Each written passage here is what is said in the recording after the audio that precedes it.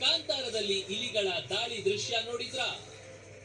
Kantara trailer ನಲ್ಲಿ ಎದ್ದು ಕಾಣುವ ಇನ್ನೊಂದು ದೃಶ್ಯ ಇಲಿಗಳು ಅಟ್ಯಾಕ್ ಮಾಡುವ ಸೀನ್.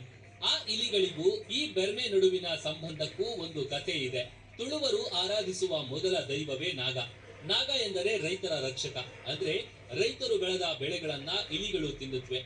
ಆ ಇಲಿಗಳಿಂದ ರೈತರ ಉತ್ಪನ್ನವನ್ನು ರಕ್ಷಿಸುವ ದೈವವೇ ನಾಗ. ಟ್ರೈಲರ್ ನಲ್ಲಿ ಆ ದೈವ ಕಥೆಯೂ ಇದೆ. ಹಾಗಾದ್ರೆ ಬೆರ್ಮೆ ಅಂದ್ರೆ ನಾಗ ದೈವವ? ಗೊತ್ತಿಲ್ಲ. ಅಂದ ಹಾಗೆ ಈಗಲೂ ಕೋಲ ಮಾಡುವವರ ಪದ್ಧತಿಯಲ್ಲಿ ಬೆರ್ಮೆರ ಪ್ರಸ್ತಾಪ ಅಲ್ಲಲ್ಲಿ ಬರುತ್ತಲೇ ಇರುತ್ತೆ. ಸಾರತ್ತೊಂಜಿ ಭೂತ ನೂತ್ರ ಗಂಡ ಗಣೋಕುಲು ಬೀರ್ಮರ ಪರಿವಾರ ಎಂಬ ಪದವನ್ನ ತುಳುವಿನಲ್ಲಿ ಆಗಾಗ್ಗೆ ಹೇಳ್ತಾರೆ.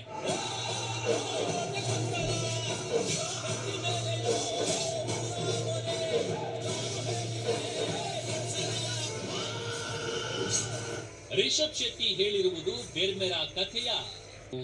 ಅದರ ಹಿಂದೆ ಒಂದು ಪ್ರೇಮ ಕಥೆ ಇದೆಯಾ? ಯುದ್ಧದ ಕಥೆ ಇದೆಯಾ?